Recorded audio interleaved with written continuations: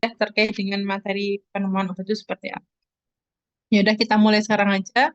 Bismillahirrahmanirrahim. Assalamualaikum warahmatullahi wabarakatuh. Waalaikumsalam warahmatullahi wabarakatuh. Oke, terima kasih teman-teman semuanya. Ini mohon maaf ya untuk perkuliahannya kita laksanakan secara daring. Sebelumnya mata kuliah sebelumnya daring atau luring? Luring, Bu. Luring ya. Oke. Oh, ini mohon maaf ini saya gabungkan ya karena jam kelas eh, tadi kebetulan saya tidak ke kampus kayak gitu kan ada acara di luar. Ya,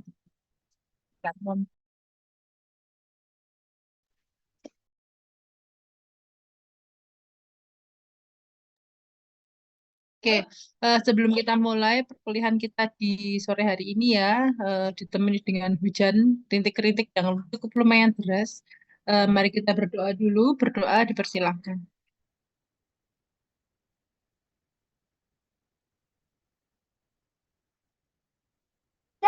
Oke, selesai. Eh,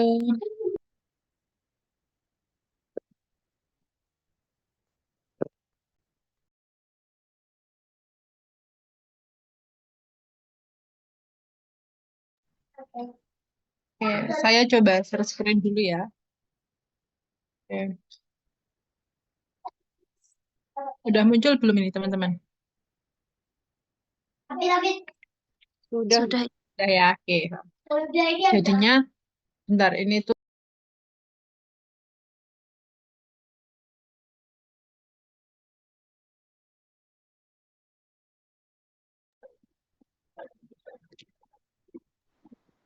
Oke, jadinya di minggu kemarin kita sudah belajar, mempelajari terkait dengan pengembangan senyawa obat ya. Jadinya bagaimana obat tersebut tadi dikembangkan, ya kan, pengujiannya seperti apa, ya kan, dari tahap in silico, terus kemudian tahap in vitro, terus kemudian tahap in vivo, kemudian dilanjutkan dengan uji klinik, gitu ya. Pengujian-pengujiannya apa aja, uji kliniknya apa, ada beberapa fase kayak gitu. Kemarin sudah kita pelajari terkait dengan pengembangan.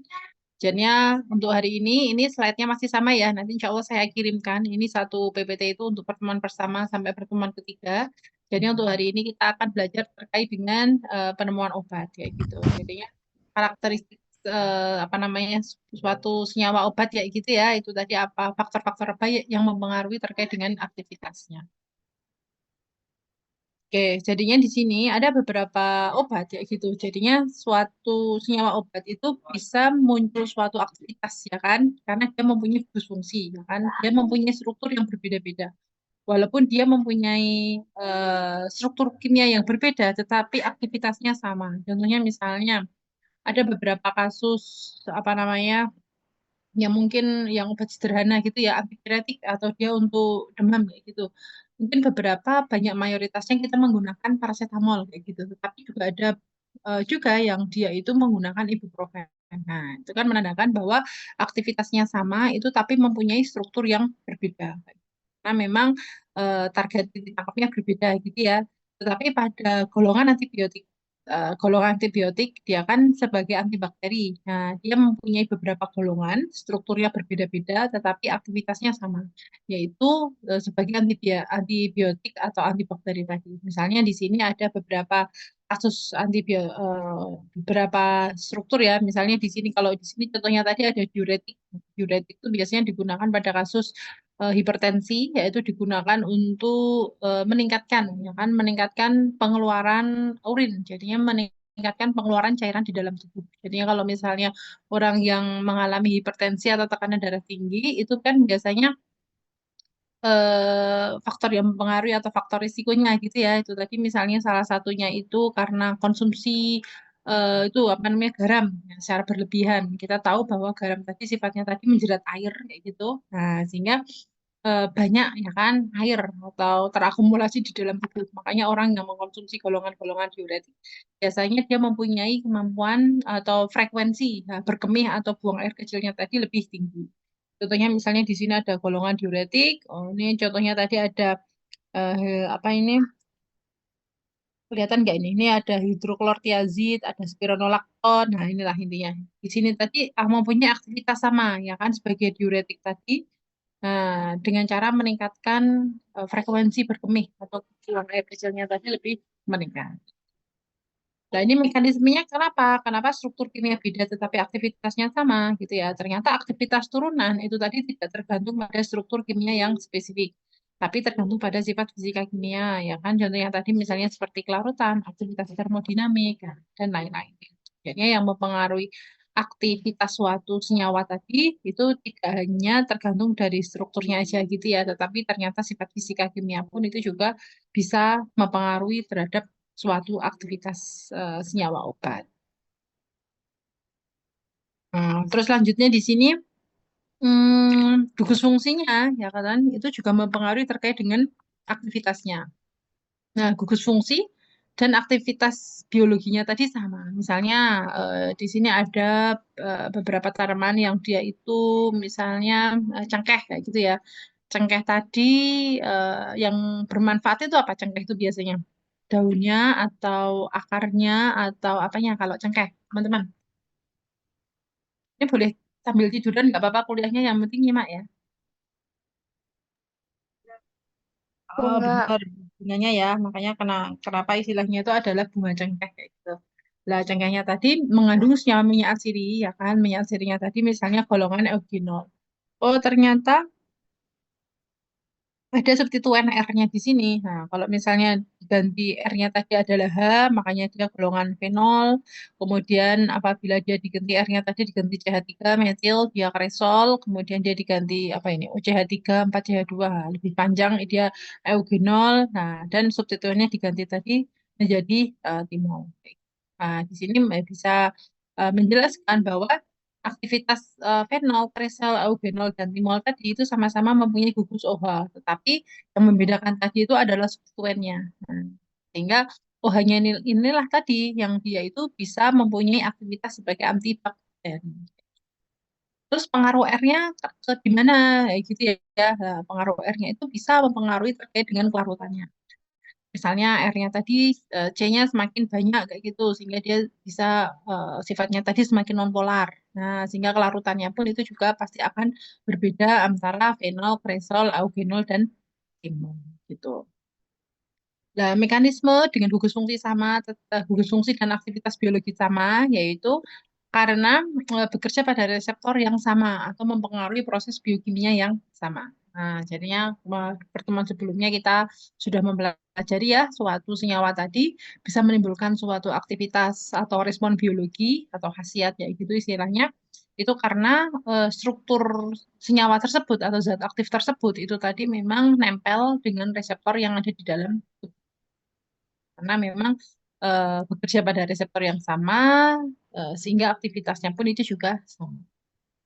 Terus kemudian mekanisme apa namanya antibakteri atau antibiotiknya seperti apa gitu ya. Oh, ternyata yang mempunyai peran tadi adalah OH itu dengan cara menyebabkan koagulasi atau terjadi penggumpalan kayak gitulah atau kerusakan ya, protein sel bakteri.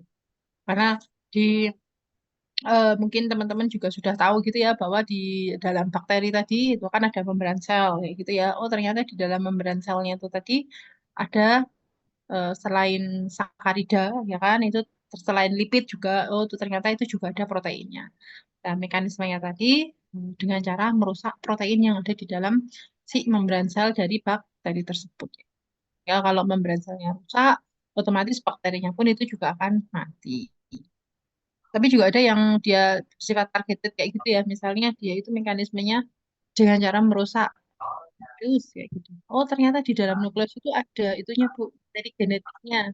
Oh, fungsi dari materi genetik tadi mengontrol nih, ya kan mengontrol keseluruhan kehidupan yang ada di dalam sel tersebut. Nah, sehingga kalau materi genetik DNA, RNA, DNA-nya kayak gitu itu mengalami kerusakan, otomatis sel tersebut nanti juga akan. Nah, kalau misalnya ada yang tanya, saya nanti di stop aja ya, Bu, tanya kayak gitu. Terus ini misalnya juga ada unit strukturnya sesama, ya kan? Tetapi aktivitasnya beda. Contohnya misalnya di sini ada golongan sulfonamid. Sulfonamid di sini itu mempunyai aktivitas sebagai antibakteri atau antibiotik. Ternyata di dalam strukturnya tadi terdapat NH2 amin gitu ya. Nah, sama SO2 NH2. Nah, ternyata ada beberapa senyawa obat juga, yaitu mempunyai struktur yang hampir mirip, bukan sama ya. Maksudnya strukturnya mirip, tapi dia mempunyai aktivitas yang berbeda. Contohnya misalnya seperti ini ada Dapson. Tapi ini juga agak beda sih, cuma ada gugus amin sama SO2-nya aja. Terus ada karbutamid, anti diabetes. Terus ini ada golongan hidroklortiazid, ini golongan diuretik. Nah, ada gugusnya sama ada NH2 sama ada SO2-nya. Ada probenesid, ada anti malaria, sulfadoksin. Nah, itulah. Itu apa namanya?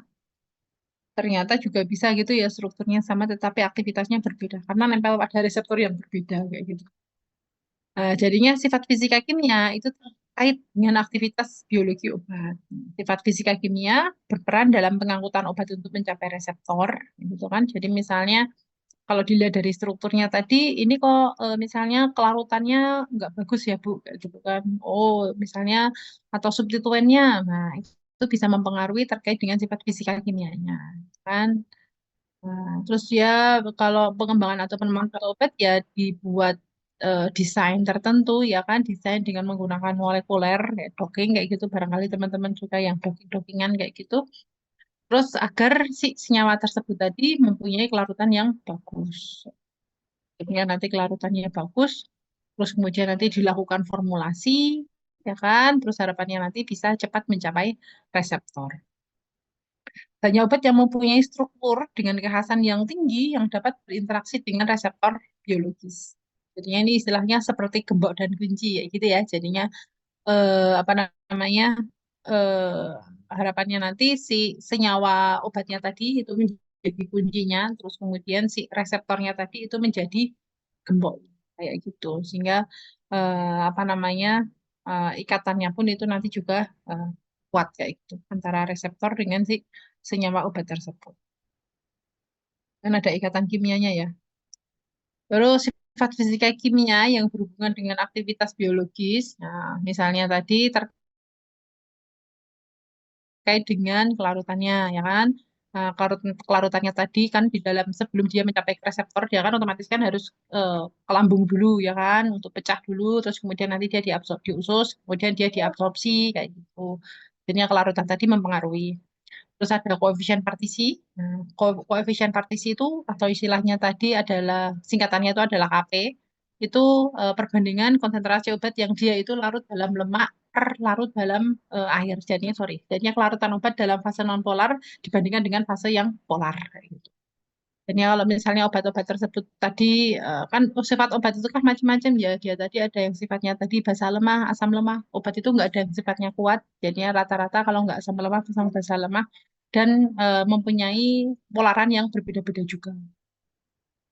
Ada derajat ionisasi, ini besok kita akan pelajari ini. Terus kemudian ada ikatan kimia. Ikatan kimia itu mempengaruhi terkait dengan fungsi atau khasiat dari obat tersebut. Contohnya misalnya kalau yang membutuhkan ikatan yang kuat apa Bu? Ikatan kovalen, misalnya pada obat-obat golongan cancer kayak gitu, itu tadi rata-rata ikatannya tadi adalah ikatan kovalen. Mohon maaf, bentar. Saya minta waktunya 3 menit. Sorry, 2 menit dulu ya, bentar. Mohon maaf.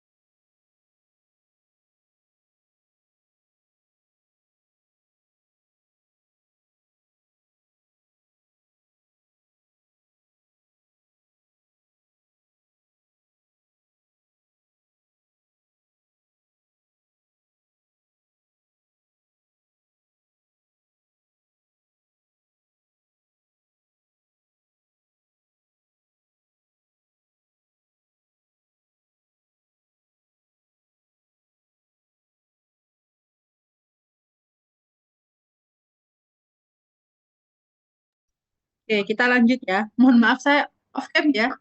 Ini ternyata anak saya menangis. Terus selanjutnya, ini sampai mana ya ikatan kimia ya. Nah, terus kemudian terkait dengan pembentukan kelat kayak gitu. Jadinya pembentukan kelat itu ya kalau misalnya si senyawa obatnya tadi ini biasanya terjadi pada kasus kalau misalnya kita mengkonsumsi senyawa obat kayak gitu kan, obat kayak gitu itu dibarengkan dengan makanan atau misalnya kayak polifarmasi jadinya dengan obat yang lain kayak gitu. Nah, itu bisa menyebabkan terjadinya pembentukan kelat sehingga eh, kemampuan ya kan nempel ke reseptornya tadi itu pun juga nanti akan berkurang. Terus konsumsi tadi ya itu bisa mempengaruhi aktivitasnya juga, substituennya, terus absorpsi, konfigurasi permukaan, aktivitas permukaan, konfigurasi molekul dan ruang. Nah, itu nanti mungkin akan lebih teman-teman pelajari di bagian terkait dengan konfigurasi molekul.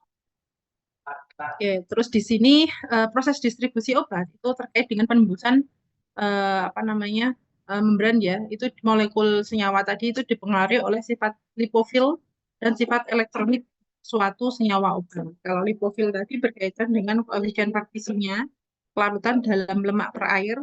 Kenapa kelarutan lemak tadi itu sangat penting ya? Nah, karena kalau kita tahu bahwa di dalam sel tadi itu penyusun dari membran sel itu kan lipid bilayer, ya kan? Jadinya ada dua lapisan apa lapisan lipid ya. Jadinya lipid bilayer otomatis ada dua lapisan lipid kayak gitu di mana si senyawa obatnya tadi itu memang harus tembus, ya kan? Jadinya dia senyawa jadinya si obat tersebut tadi itu memang harus tembus ke dalam si lipidnya tadi. Makanya dia tidak boleh terlalu lipid juga lipidnya terlalu tinggi itu juga nggak bagus, terlalu polar pun itu juga nggak bagus ya gitu ya.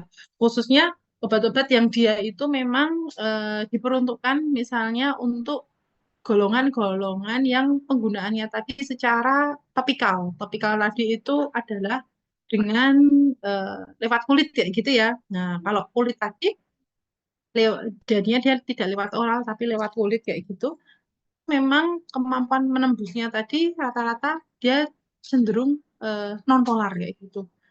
Makanya kenapa kalau dibuat lipid kayak gitu ya, itu basisnya itu kan biasanya kan seperti salep kayak gitu ya, terus kemudian seperti krim kayak gitu. Nah, itu karena memang basisnya itu rata-rata tadi adalah turunan-turunan dari asam lemak gitu. Jadi kalau misalnya teman-teman membuat apa namanya krim, salep atau ya, sejenisnya kayak gitulah. Itu tadi basisnya tadi adalah basis lipid kayak gitu ya. Jadi yang tadi campurannya itu biasanya itu campuran turunan asam lemak itu misalnya seperti itu.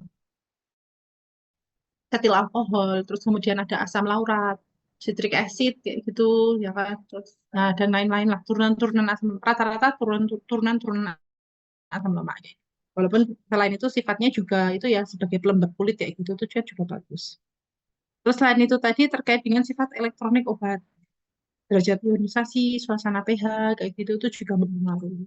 pH di lambung sifatnya asam, kemudian pH di usus itu sifatnya basah, kayak gitu ya. Jadinya obat tadi bisa asam lemah, bisa basa lemah. Nah, tempat absorpsinya tadi tergantung dari suasana di dalam organ tersebut. Misalnya, kalau di lambung tadi, sorry, di usus tadi basah, ya kan? Jadinya penyerapan obat-obat basa lemah tadi rata-rata di dalam usus, kayak gitu. Karena dia dalam bentuk molekul, dia tidak terionis. Kalau obat yang sifatnya kuat, ada nggak, Bu? Nggak ada ya. Rata-rata itu asam lemah, basa lemah. Kayak misalnya seperti aspirin. Aspirin itu apa sifatnya? Asam lemah atau basa lemah, teman-teman? Ayo apa? Aspirin itu apa? Halo, teman-teman. Halo? Nih, pada tidur semua nih. Halo, teman-teman. Aspirin itu sifatnya apa? Atau fungsinya aja lah, nggak usah sifatnya. Obat sakit kepala. Ya, oke. Anti nyeri gitu ya. Heeh, dia bisa sebagai anti nyeri atau kalau enggak dia sebagai anti platelet. Anti platelet itu untuk mengencerkan darah. Jadi kalau misalnya seseorang tersebut kan dia sebagai anti nyeri ya. Anti nyerinya tuh luas nggak hanya untuk sakit kepala aja. Ya kan misalnya ya anti nyeri ya gitu lah. Ya, jadi kalau misalnya ada seseorang kayak gitu kan dia itu jatuh kayak gitu ya. Jatuh, jatuh, jatuh dari sepeda, naik sepeda kayak gitu. Terus kemudian dia luka kayak gitu kan. Nah, lecet-lecet ada luka kayak gitu kan. Nah, sehingga dia menyebabkan darahnya tadi keluar. Nah, secara bersamaan dia sakit kepala misalnya. Kemudian dia minum aspirin. Nah, aspirin tadi mempunyai apa namanya salah satu eh, apa ya dia bisa digunakan sebagai manfaat juga kayak gitu. Itu untuk mengencerkan darah kayak gitu. Sehingga kalau misalnya orang yang sedang luka mengkonsumsi aspirin, darahnya tadi menjadi encer sehingga darahnya tadi keluar pun itu juga lebih banyak. Sehingga rata-rata ini biasanya digunakan untuk orang-orang yang dia itu mengalami yaitu kan gangguan jantung kayak gitu. Misalnya ada penyumbatan ya gitu ya. Memang sengaja darahnya tadi dibuat encer biar tidak ada penyumbatan. Tapi efek sampingnya ada nggak Bu? Ada kayak gitu ya. Karena dia aspirin tadi kalau misalnya dia dihidrolisis dia itu akan menjadi asam asetat sama asam salisilat kayak gitu. Dia sifatnya asam kayak gitu kan ya. Sehingga organ apa yang kira-kira akan berdampak atau akan beresiko kalau misalnya dia minum aspirin kalau dia sifatnya asam?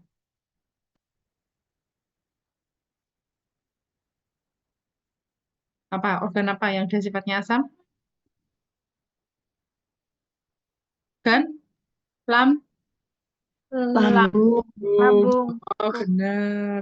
Jadi kalau misalnya orang yang mengkonsumsi aspirin tadi dalam jangka panjang gitu ya, itu biasanya nanti lambungnya tuh yang kena gitu ya. Karena aspirin tadi sudah sifatnya asam, lambung itu juga asam kayak gitu. Nah, sehingga nanti keasaman lambung pun itu meningkat.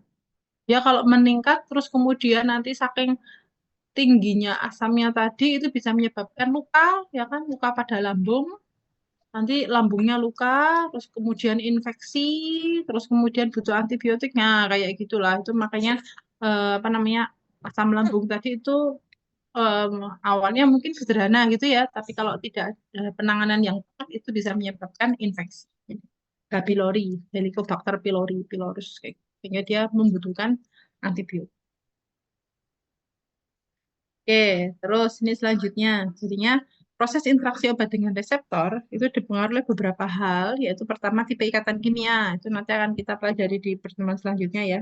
Jadi intinya ikatan kimia yang terjadi antara senyawa obat dengan reseptor tubuh tadi, jangan tuh. Itu berbeda-beda. Ada ikatan valen, disulfida, ada ionnya. Nah, kayak gitulah. Besok akan kita pelajari. Terus interaksi hidrofob, kerapatan elektron, ukuran molekul obat, stereokimia, lipofil, kayak gitu. Itu yang mempengaruhi antara ikatan obat dengan reseptor. Terus ini ada eh, istilahnya adalah itu ya HKSA, yaitu Quantitative Structure Activity Relationship, hubungan kuantitatif struktur dan aktivitas. Ini ada ilmu tersendiri ya, nanti teman-teman bisa belajar docking ya kan dengan Pak Darlin atau apa Pak Demi ya. Soalnya saya juga tidak begitu mendalami. Jadi di sini HKSA atau QSAR tadi itu merupakan bagian penting dari kimia medisinal dalam usaha mendapatkan suatu obat baru kan. Karena ini istilahnya tadi adalah secara in silico, tapi ini masih tahap nganu banget ya apa namanya misalnya hasilnya bagus itu belum bisa kita buat kesimpulan bahwa struktur di sini tadi punya aktivitas karena memang masih eh, penelitian awal. Tapi ini bisa digunakan juga ya kan sebagai hipotesis ya kan dugaan sementara ya kan dengan hasil penelitian yang biayanya tadi sangat cenderung sangat ekonomis sekali karena dengan menggunakan software dengan aktivitas yang dikehendaki. Misalnya dari kelarutannya, kemudian dari ikatan dengan si proteinnya tersebut ya gitu sehingga ini sangat penting juga dalam proses pengembangan senyawa obat. Jadi pengembangan obat secara rasional tadi, jadinya pertama tadi bisa menggunakan metode sintesis, ya kan? Sintesis jadi senyawa analognya atau senyawa turunannya. Kan? Terus kemudian nanti dilakukan pengembangan, terus dilihat dari sifat fisika kimianya, terus kemudian dibuat dalam skala pilot project, terus dilakukan uji-uji, ya kan? Hasilnya bagus, terus kemudian nanti baru dilakukan skala industri. Artinya sama ya seperti apa namanya yang sudah kita pelajari di minggu kemarin tersebut dalam hal pengembangan senyawa obat. Jadi kalau misalnya di pabrik itu mengembangkannya dalam skala pilot project dulu, ya kan dalam skala kecil, kemudian nanti diuji cobakan, kalau udah oke, baru nanti skala yang ini senyawa penuntun tadi itu bisa berasal dari mana, gitu ya. Sama itu bisa berasal dari senyawa produk alam. Ya. Jadinya dari si ekstraknya tadi dilakukan fraksinasi, kemudian diisolasi. Nah, kayak gitulah. Terus yang kedua, penemuan secara kebetulan. Nah, ini ada juga kasusnya ya. Jadinya penemuan antibiotik ya atau golongan amoxicillin, ampicillin kayak gitu itu memang penemuan yang dilakukan secara tidak sengaja gitu ya. Nanti teman-teman bisa membaca aja sejarah penemuan dari antibiotik amoxicillin, ampicillin kayak gitu ya. Terus hasil uji metabolit obat. Jadinya obat ketika dimasukkan ke dalam tubuh itu kan nanti akan mengalami fase farmakokinetik yaitu dari absorpsi, kemudian nanti didistribusikan, kemudian nanti dimetabolisme dan diekspresikan. Hasil dari metabolismenya tadi itu merupakan suatu senyawa metabolit. Nah, tidak semua senyawa metabolit tadi itu tidak aktif gitu ya, tapi ternyata ada metabolit juga yang dia itu dalam bentuk yang terus studi biomolekul, endokrinologi, terus perbandingan kimia, analisis aktivitas senyawa multipoten.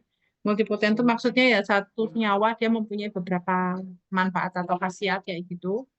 Efek samping obat itu juga bisa digunakan sebagai obat. Contohnya misalnya seperti CTM. CTM tadi fungsi utamanya tadi adalah sebagai anti alergi, tapi dia bisa digunakan mempunyai aktivitas untuk biar orang tersebut tadi tidur kayak gitu ya karena efek sampingnya tadi memang untuk tidur kayak gitu. Terus hasil antara proses sintesis obat atau apa ya ya senyawa antara dan penapisan hasil sintesis kimia kayak gitu. Jadinya itu bisa digunakan sebagai senyawa penuntun yang mungkin itu mempunyai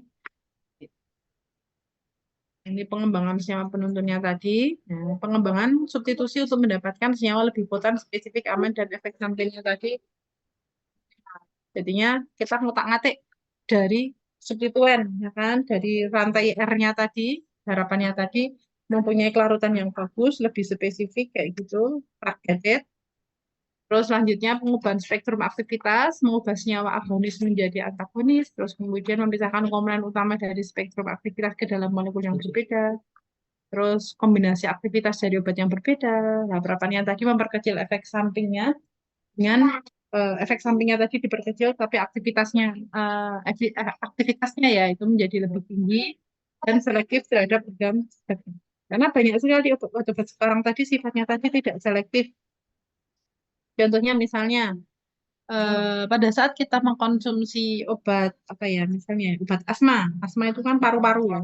Itu biasanya salbutamol mungkin kalau ada yang mengkonsumsi salbutamol, salbutamol tadi salbutamol itu mekanismenya itu dengan cara bronkodilator memperbesar apa paru-paru gitu ya biar bisa bernafas. Nah, tapi itu ternyata dia tidak spesifik, tidak selektif terhadap organ tertentu kayak gitu.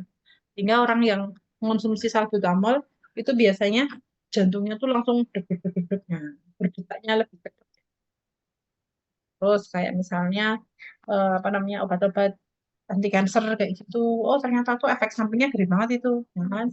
Nah, dia itu efek sampingnya tadi bisa menyebabkan rambutnya rontok, ya kan, badannya kurus, kayak gitulah. Itu tadi adalah efek samping obat. Nah, harapannya penemuan senyawa obat baru itu tadi, entah dari bahan alam ataupun bahan sintesis, itu bisa memperkecil terkait dengan efek sampingnya dan bisa meningkatkan efektivitas, kayak gitu daripada obat sebelumnya. Jadinya harapannya kita mendapatkan produk baru yang lebih bagus gitu ya dari produk yang sebelumnya atau obat yang sebelumnya.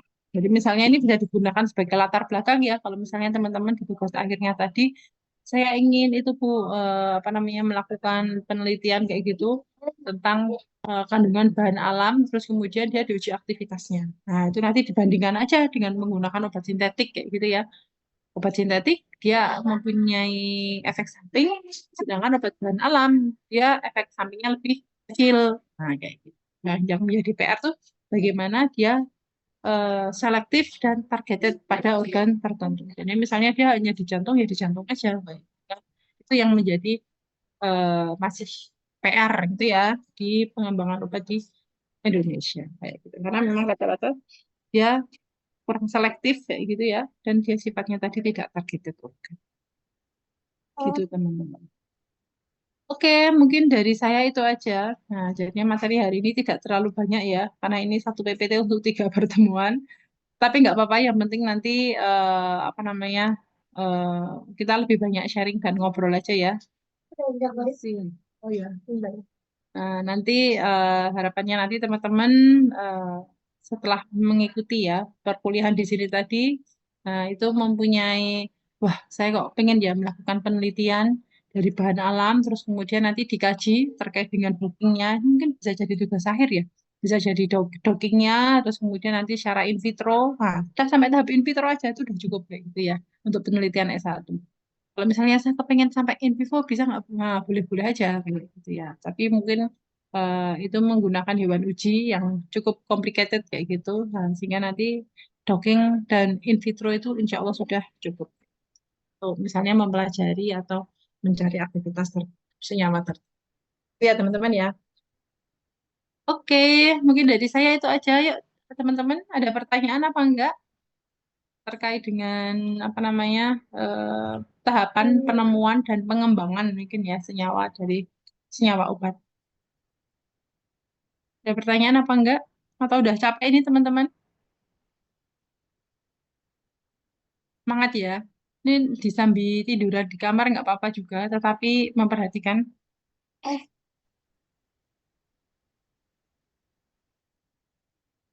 Oke.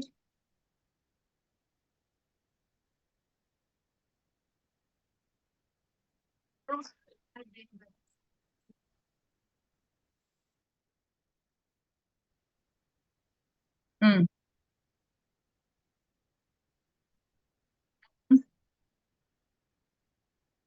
Hmm, hmm, hmm.